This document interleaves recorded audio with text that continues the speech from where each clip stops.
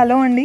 ఈరోజు నేను మన తెలంగాణలో ఫేమస్ అయిన చలిబోనం గురించి ఈ వీడియో చేస్తున్నాను. మేము మొన్నటి నెల జనవరిలో మా ఇంటి దగ్గర ఉన్న పోషమ్మ తల్లి దేవాలయానికి వెళ్ళి చలిబోనం పెట్టాము.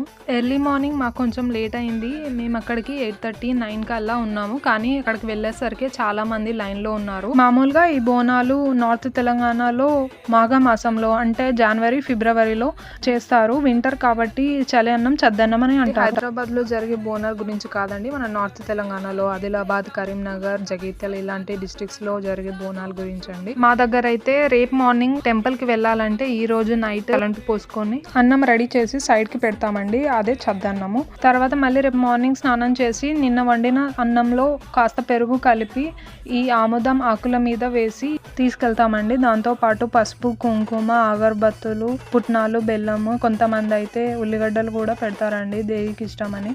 కొంతమంది కళ్ళు కూడా పోస్తారండి. ఇది ఎన్నో ఏళ్ల నుండి వస్తున్న సాంప్రదాయం అండి. నాకు తెలిసి ఈ కాలంలో అందరూ అయితే పాటించట్లేదు, కానీ ఊళ్ళలో అయితే కంపల్సరీగా పాటిస్తారు.